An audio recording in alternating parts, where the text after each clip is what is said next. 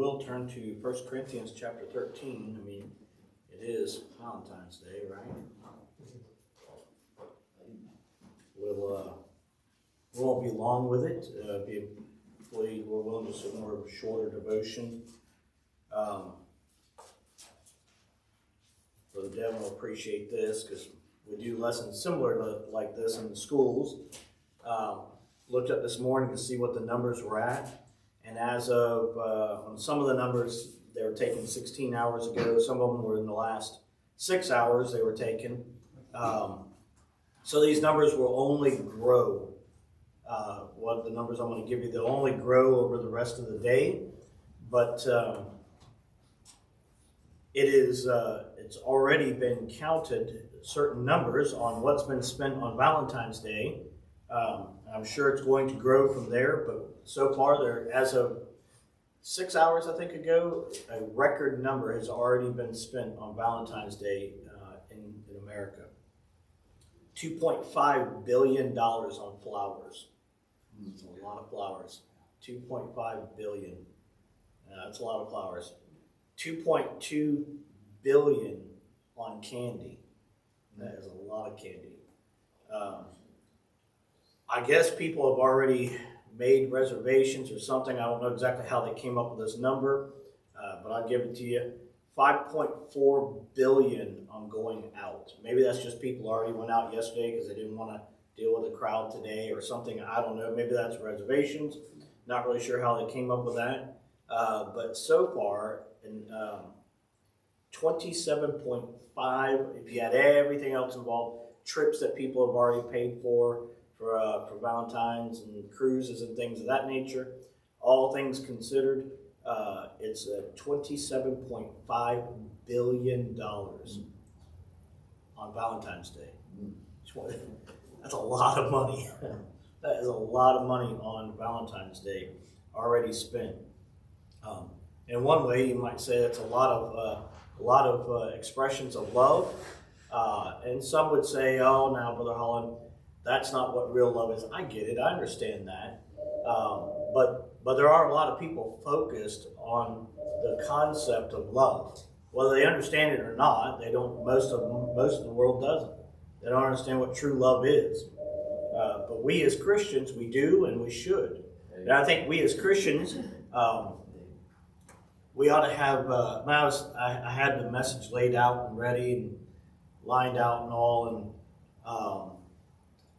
last night my daughter, she did something and it just kind of wrecked my whole message. Yeah. And I thought, oh man. So I had to go back and rethink through some of it and just make it short. And Christians should possess at the very least a going love, a giving love, and a grateful love. In 1 Corinthians chapter 13, verse 8, the whole chapter is about love, as many people would describe it, but it's rightly translated charity and not love.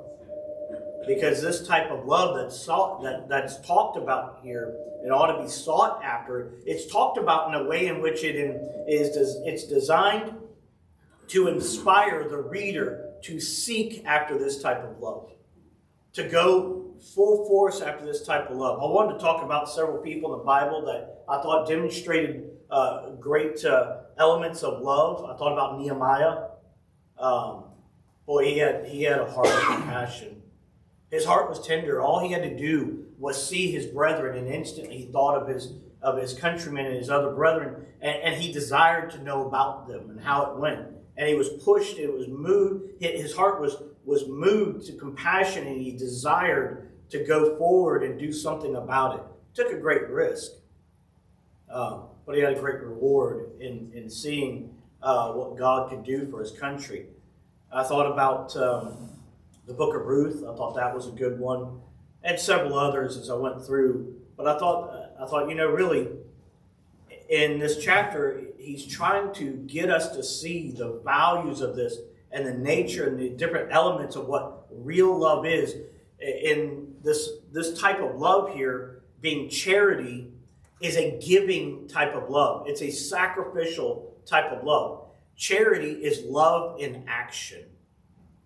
It's when love goes from knowledge to a heart, and then you put feet to it, so to speak. You put action to it. It's a love that drives you to do whatever you do every day because you love the Lord. And I thought about in verse 8, it's one of the ones that stood out to me is charity never faileth. Your desires can fail, your heart can fail, your wants can fail. You can have somebody you care about and all, and you may just have a love without heart. You ever met people that can love and not really love with their heart? It's very shallow. Let trying times come and it stops. Let hard times come. Let there be contention and it stops. But if it is charity type love, it'll never fail. Right.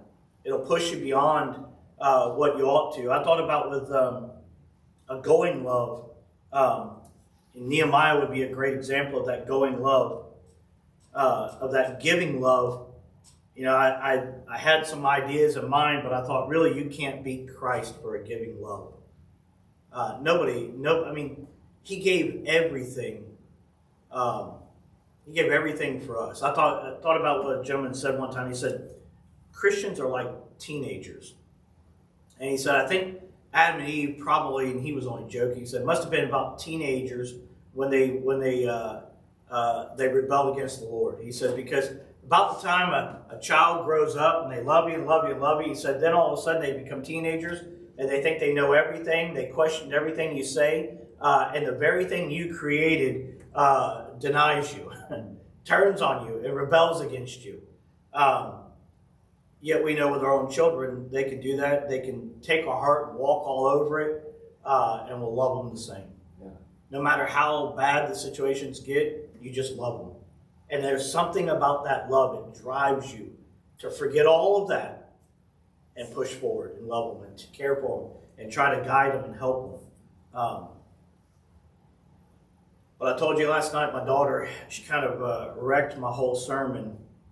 And I'm just going to give you a short thought here as a grateful love.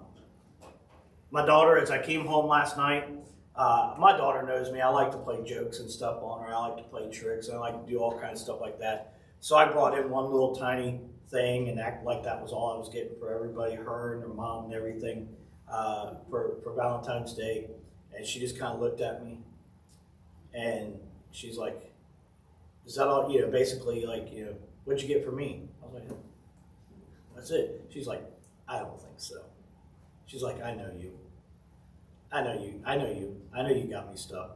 And she just started rolling on the floor, giggling, laughing, playing and stuff. I'm thinking, man, she was right though. In the truck I had a bunch of stuff. They'll find it this morning. But then all of a sudden it dawned on her. She went, wait a minute. Today is tomorrow? Is tomorrow Valentine's Day? And I said, yeah. Why? And she started crying. And I thought, what did I do, man?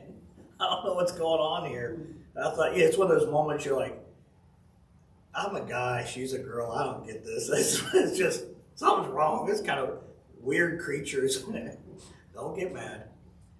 But I said, honey, what is wrong? She said, why didn't you tell me it was Valentine's Day tomorrow? I said, well, when Miss Mary gave you that gift at church, I said, what in the world did you think it was for? She's like, I don't know. She's like, it was great. It had chocolate, it had this, that, and the other. I'm like, did you not? What in the world? And she said, she's sitting there through her tears. She said, Dad, you should have told me there's so many people I need to give things to. She said, I've got it. And she just stopped. She started making handmade cards and writing them down. And she said, we need to say thank you to this person. We need to say thank you to that person. She said, I've got to get one for Brother Junior. She said, I got to write a card. Made his special and made Emma's and Sonny's. And she's starting to write notes. And she said, Dad, what do you think about this? And she said, Brother Bill, he's done so much for us. He gave us a boat and a coat. She said, hey, that rhymes. I was like, you're not a preacher. Stop it. She said, we've got to do something to give back to him. All because she realized it was a day that we use to show love to others. And when she realized it and realized that she had not prepared to do anything for it, she was brought to tears. I wonder how many of us as Christians, we love day to day with no heart. I think too often we do, because it doesn't come out. The gratitude is not there. That gratitude that drives you to stop everything you're doing and focus on what's most important. That's what we ought to make today about. Hey, there's a lot of people's expressions of love, and $27.5 billion. That's mind-blowing. I have a theory here, okay? Ladies, just work with us guys on this, okay? Do y'all like flowers? I think we can get it to where we can get you more flowers. All right? I think we can get to where we can get you some more flowers.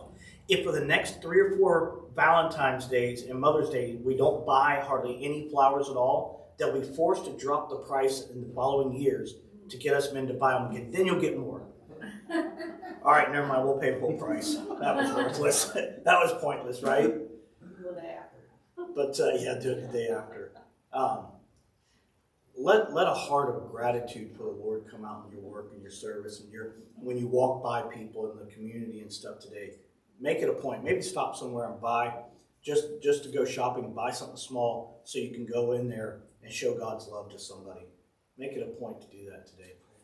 All right, Brother Hargrave, you give us a verse of a song.